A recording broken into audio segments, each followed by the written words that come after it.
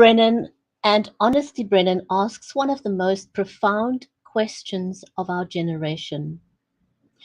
Do you think white people would understand if they had been born slaves and if their history was ours?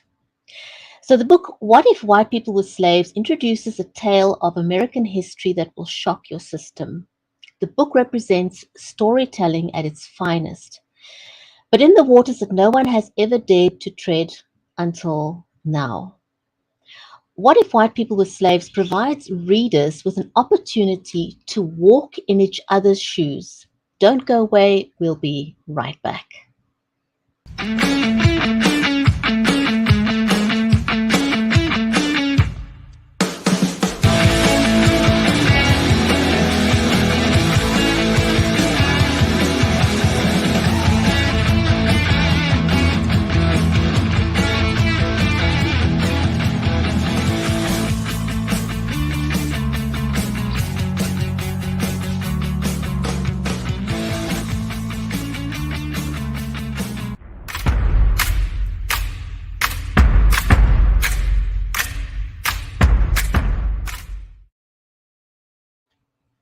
If you're just joining us, welcome to the Writer's Corner live show. I'm your host, Brigitte Limbanda from Cape Town in South Africa, and our stream is made possible by Creative Edge, StreamYard, and BeLive Media. So a special warm welcome to you, our audience, whether you are joining us over on Facebook, on Twitter, on LinkedIn, on YouTube, and also, if you're joining us over on Amazon Live, do know that we are watching the comments in real time. So if you have a question or a comment about our show or a question for our author today, you are more than welcome to do so in the comments. And if you're brand new to the show, we've been going for over 3.5 years. We would also love to give you a shout out, so don't be shy. In today's show, we're going to be talking to Indy Brennan. And we're looking forward to that conversation, a very, very interesting conversation and topic. But also on the Writer's Corner live show, we're all about helping you level up. If you are an author, we are still under, well, thankfully, most of the restrictions of the pandemic have gone away. But moving forward, we foresee that things are going to remain hybrid, and a lot of authors are still releasing their books virtually. And so there are a couple of recommendations that we've got for you if you are still working virtually, as most of us are doing. And one of the things that I recommend is the Logitech Brio camera, which is what I use myself. And I know that my co-host, Mary, who will join me in just a minute, also uses the Logitech Brio camera. So it comes highly recommended. It uses the trademarked Right Light HDR technology, which means it'll automatically adjust your lighting conditions, so you don't have to be a lighting expert. One thing less to worry about when you're doing your book release online, right? And then for audio, I use the Samsung Studio condenser microphone. It's incidentally the world's first USB condenser microphone, and it's got a solid die-cast construction, which means that it reduces noise vibrations and therefore is ideal for people going live. But not everybody wants to have a big microphone, and you don't need to.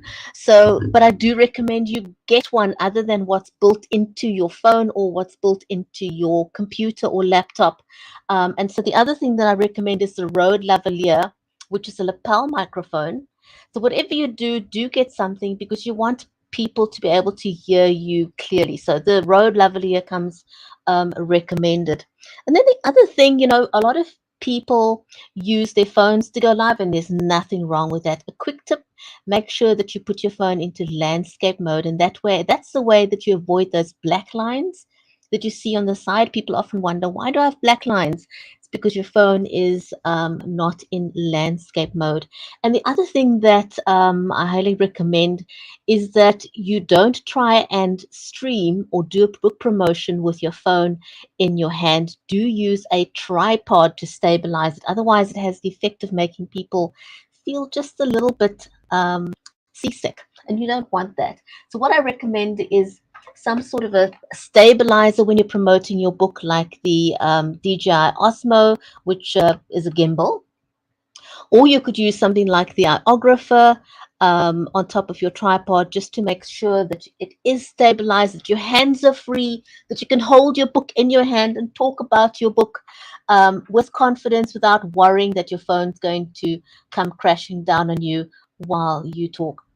So before we invite the amazing Indy Brennan to talk about his book today, my friend and co-host is Mary Elizabeth Jackson. Mary is a special needs and disabilities advocate. She's also a ghostwriter and an award-winning author herself. And do check out her latest book called Cheers from Heaven, along with Thornton Klein. So let me invite my amazing co-host to the screen. Mary, how are you today? I am super excited to be here, and we like to feature authors from all over the world and different topics and different subjects. So we're excited about that. But I'm doing really good. I'm excited to be here, and we have beautiful blue sky, which always puts a smile on somebody's face, doesn't it? It does mine. It definitely does. It definitely does. So for those of you who have never met our featured author for today, Indy Brennan is the host of the very famous Book Slam on Clubhouse, and we'll ask him a little bit. That's how we met. Yes, I met him there. Or that's how we got to know each other, was through there. So it's a really, really great. It's a great room on Clubhouse, because they're all called rooms. But yeah, he's done a really great job with it, and with all the guests that have come on. We'll ask him about that. He's also one of the most foremost leaders in the increasingly popular audiobook production world. Very, very important, because I see a lot of some authors will do their own audiobooks, and others will find a professional person to do their audiobooks. Right. He is also a master business development strategist and the author of the top 51 business hacks for 2021. Those business hacks are not just for 2021, we're in 2022, but those are great business hacks moving forward in the virtual world that we are today. Some great suggestions in there. And today we're going to be talking about his game-changing novel, What If White People Were Slaves? So without any further ado, let's invite him to join us on screen. Yes, dive right in.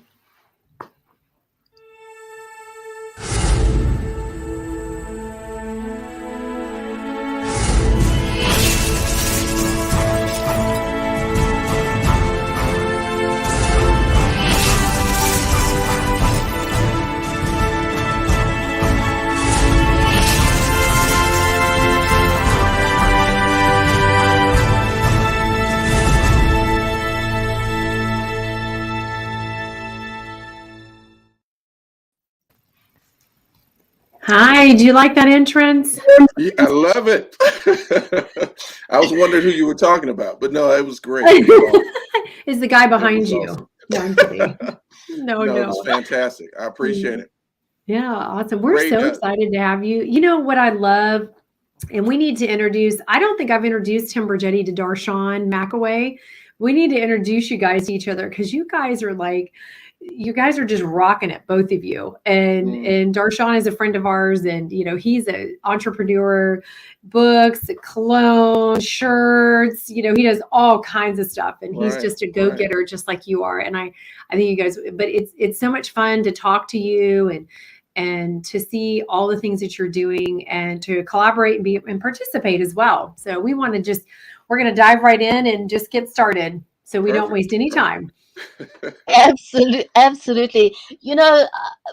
I know a lot of people may want to shy away about the topic of your book today, and we'll get to that a bit later. But I'm in Cape Town in South Africa, and having grown up through the apartheid years, storytelling is so very, very important, crucial. Yeah. And it's important that we get the stories right, because if you don't know where you're coming from, it's very hard to find direction forward. I agree. you know. So the topic of your book is very close to my heart, I must say. But now, before we talk a little bit about your book today, you are the host of the very, very successful Book Slam over on Clubhouse. Tell us a little bit about how that got started. I'm curious. It's funny because the Book Slam got started. First of all, thank you for allowing me to be on the platform. Great, great show. I'm looking at the presentation. It's awesome. But I got the Book Slam was actually started on a whim. I'm an author, as you know. What If White People Were Slaves was actually written a few years ago. I just released it recently. Even the top 51 business hacks. But I was speaking with a client friend of mine, and Clubhouse used to be a lot more restricted back then. And we heard that you could now open your own rooms. So on a whim, she tried to do it. She couldn't do it. Ironically, I attempted and it worked. So I said, hey, let's start the Book Slam. And that was pretty much how it was. Nothing more than that. And since then, it has been explosive. We've had people on the Book Slam from all over the world. I mean, from Australia to Atlanta. We have people in the UK who will actually log in at 1 or 2 o'clock in the morning just to perform their live read or just to listen. So it's been absolutely awesome. I love the Book Slam. And it's a very comfortable environment. I encourage people to come out. It isn't, authors are nervous when they first get there, many of them, but once they come in, they're very comfortable. It's very familial. So, you know, it's great. It's great. Well, and you're very, your voice is very calming, so you help people feel comfortable. You know, well, thank you. You're welcome. You have just a very easygoing, you know, sound about you. Some people sound more stern or more withdrawn, or you know, a little hype over it. But you're just kind of you're right there in the middle, so it makes people feel more comfortable. And I think you're comfortable in what you're doing. I mean, that's how you and I met. Was back in October. Right. And it's funny. You messaged me the day, and I know the date because I launched my book that day. Wow. It was like 7 in the morning, and I get this message from you. I didn't even know you yet, and I was like, oh my gosh, I'd love to do this. And so you know, it's a great platform. I've been able to get on every once in a while. I would like to be on more often to support other authors, because I've met some really great authors on your platform, and it's nice to connect. So you know, how do you feel that the success of the Book Slam on Clubhouse has added to your authority as a business leader and author? And would you recommend, we know you're going to recommend that authors get more involved as a way to promote, but you know, how do you want to, you know, how are you going to recommend that? Where do you advertise? I mean, I get your advertisements and I try to always share them out. But yeah, how do you feel like it's added to your success as a, you know, an authority in business and being an author? In business and being an author, and especially you mentioned earlier about me being into audiobooks, developing an audiobook engineer. In business and as an author, it has helped improve my brand. Again, it was completely inadvertent, but it's really helped improve the brand, because I am literally meeting.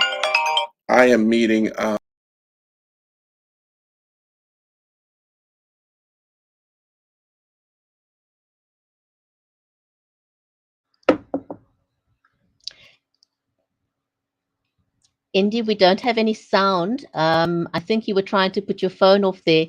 So no, we not can't yet. hear We're you. not there yet. Technology giving us a bit of a twister here, but give us a second. Indy will rejoin us now. So stay with us. Don't go anywhere. We'll get this figured out. You know, sometimes technology does challenge us, but we'll get the there. gremlins are here. The gremlins have come to visit us. So Indy, just join us as soon as you can. Yeah. So we can talk about the Book Slam is every Tuesday night at 8 p.m. Eastern on Clubhouse. And Clubhouse is now open to, there he is. Yay. I apologize. Yeah. Well, where was that? About being an authority. It gives you, yeah. It's helped quite a bit, because even with the audiobooks were launched. Everything that happened with the Book Slam almost nothing was really planned. That's the strange part. I'm real big on planning, on what do you call it, business plans and life plans and that type of stuff. Nothing was planned with the book slam. The audiobooks, I promote audiobooks heavily. Reasoning my background is also tech and the music industry. So, I know the effect that music and sound can have. So when people came on the book slam, I just encourage them to make sure to get the audiobooks out there. They're much more immersive. They're much more engaging than just reading, because unfortunately we just don't have the time anymore. But through the book slam, I've gotten contacted by an abundance of individuals that I otherwise possibly wouldn't have connected with. And also, I think because of the platform, it's established a certain degree of trust that I normally would have had to really take time to foster or to build. And in this case, it's just worked out fantastically. So no, the book slam has been great for me. The audiobooks I create we refer to as enhanced audiobooks, because they're not just audiobooks. The audiobooks that we develop have music and sound effects. So suddenly you can hear the children playing, you can hear the door creaking, you can hear the wind blowing, and your mind is amazing because it begins to construct this atmosphere, this environment, just from these sounds, the music, and suddenly you are there. That's one of the reasons I love the audiobooks. But no, it's been fantastic for business. I've gotten more clients than I can even keep up with now. You're engaging all the senses, so you're doing a good. Yeah, that's awesome. Yeah, it's absolutely fantastic. It is. That's almost going back to the radio days, where you used to be glued to the radio, and just all your senses were engaged, because Exactly. you could just in your mind's eye see all these things happening just by listening to the sounds. That's amazing. Yeah. The human mind is just absolutely awesome. It hears these sounds and it envisions the ocean, or it sees the field, or you begin to envision the children playing, or you're at the verge of being attacked, as in, some cases within my book.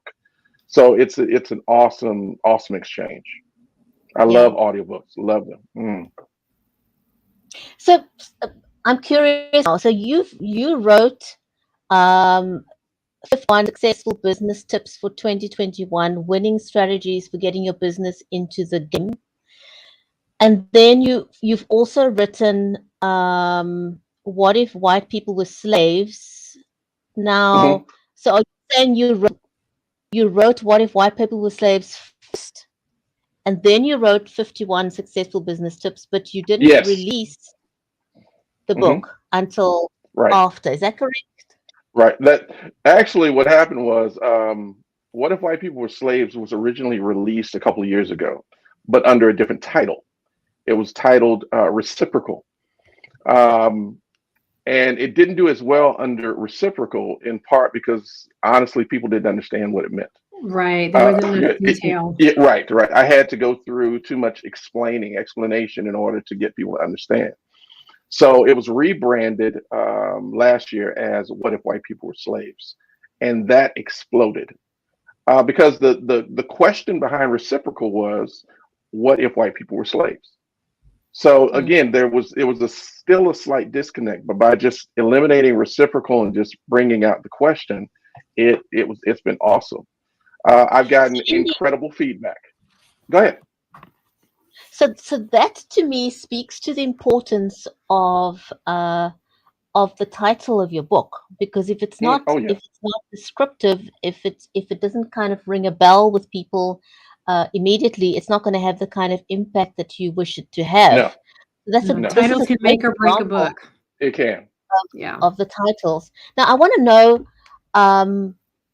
what made you want to write this book. Was it with intention to provoke people, or what is it that you wanted let me rephrase it. What did you want your readers to discover by reading this book? I wanted people to understand.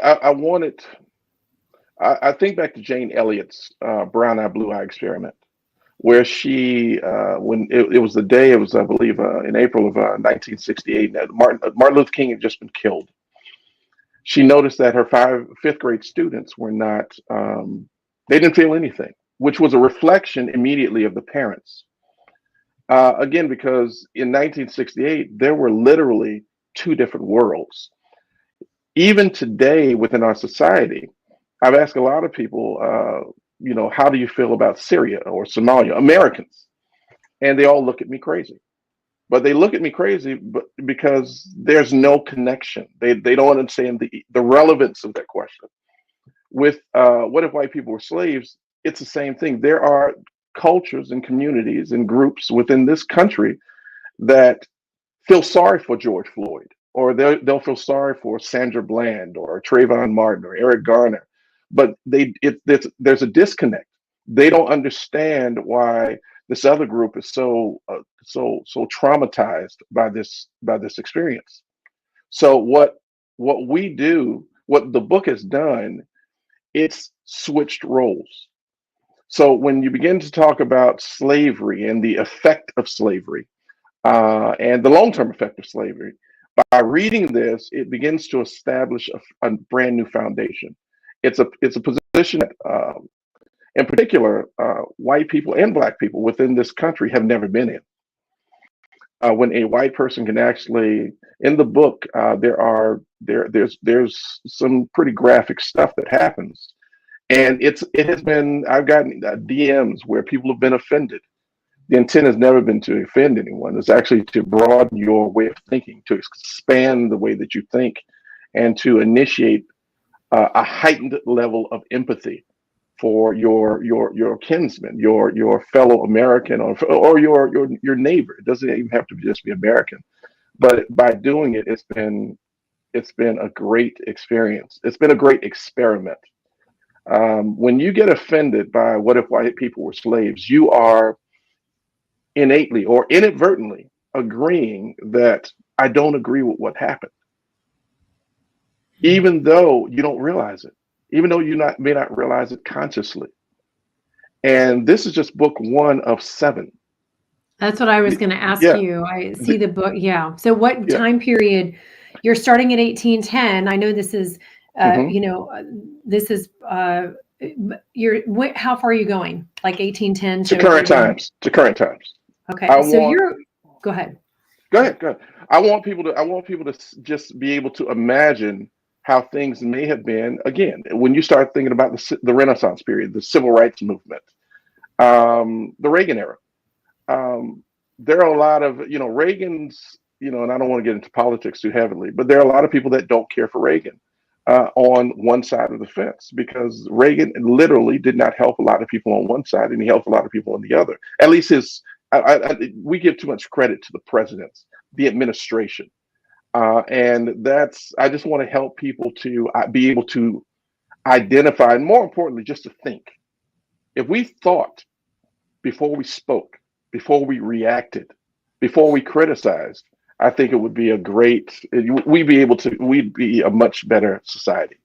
We'd be in a much different place. And, yes. and your role is turning into, whether you even knew it or not, is an awareness expander.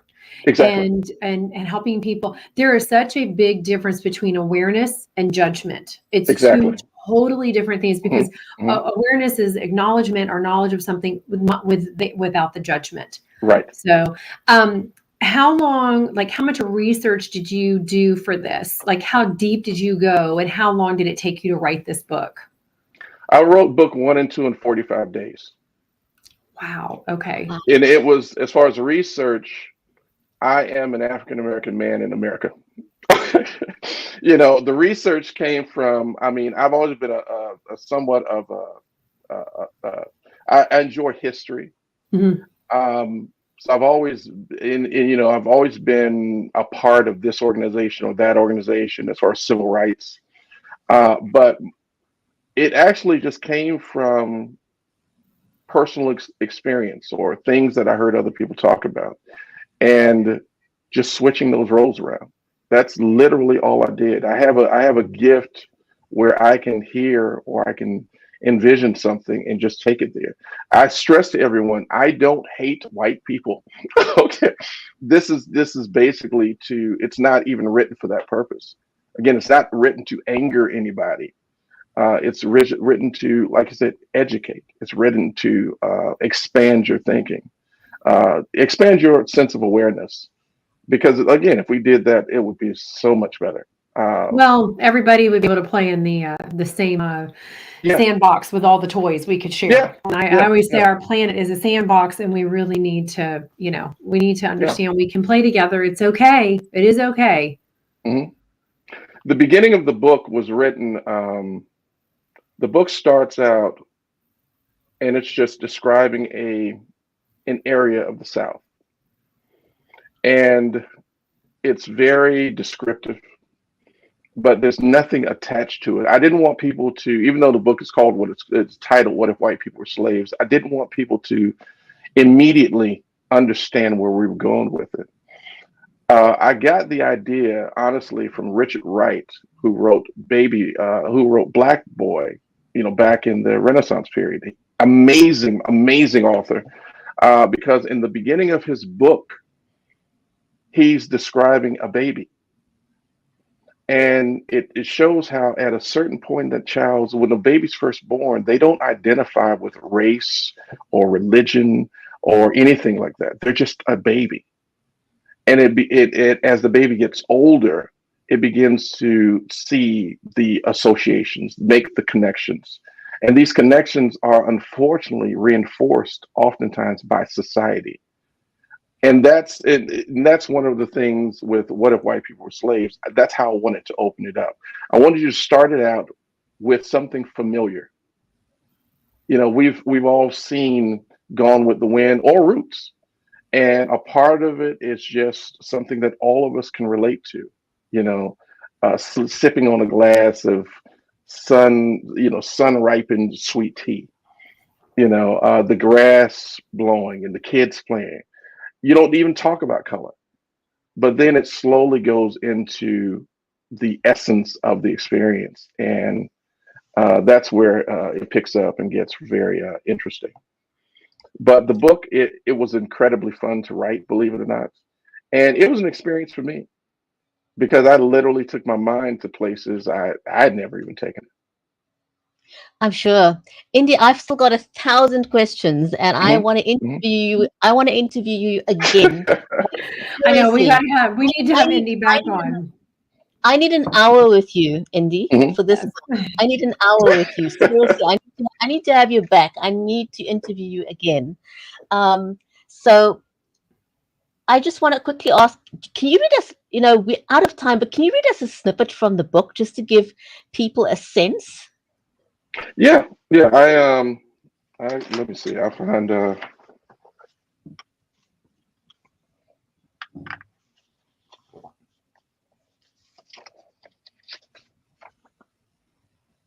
So for anyone who's just joined us now, we're talking to Indy Brennan, and we're talking about his. It's not his latest book. He's re-released the book. The book is called "What If White People Were Slaves," and we're looking forward to just a brief snippet from the book. Okay. But we looked up, and before we knew it, we had made it to the bend leading home. It was one small section of the market that, at this time of day, considering the position of the sun, was hidden just beyond the sight of most of those around us. It had already been abandoned for the night, but as we made this trip that we had made more than 1,000 times before, off in a crevice and seemingly resting in the darkness of its covering, we both gradually noticed a familiar shadow. I don't know what made me, but strangely, for a moment, I considered the tales told by the elders, remembering the hyenas. He stood there, and it seemed as if that moment just hung in the air, still as a Parker on the coat rack of time. And he stood there, silent eerily unmoving, still as if he had been drawn into the backdrop of some famous painting. What was unnerving was that I could barely see his eyes. They seemed to be almost masked by his unsettling darkness. But at the same time, it felt as if I could somehow sense his eyes roving my skin, causing my flesh to bump up, sort of like when you suddenly become cold. But in this case, it was more like having a throng of spiders crawling creepily across my skin. But what was wrong with me? This was Iffy. Iffy was in many ways practically family, like a surrogate uncle to many of us. This wasn't just some caucus slave. This was Daddy Okoyo's friend and adopted brother. This was ridiculous. My imagination was getting the best of me. I had to be imagining this feeling. I guess that I had probably heard the stories for so long that they must have started really getting to me. But then I happened to glance over at Yuri, as if I had almost forgotten for a moment that she had been standing there beside me all the while. You see, mostly for all of our young lives, if I ever felt myself shaken or afraid of something, anything, Yuri was there like this unexpected but very much needed lifeline. She had always been my beacon of hope and remembering of every wonderful possibility, regardless of whatever situation we had happened to find ourselves in. And there was a lot of them. We were kids, but I had grown to love and admire Yuri more and more for her courage that seemed to have no end. I have to admit, I became stronger through Yuri's presence. But on that particular night, Yuri's face looked in a way that I had never seen. For the first time in our short lives, when I looked into Yuri's eyes, I saw something I had never known often, but it seemed was never a part of Yuri's character.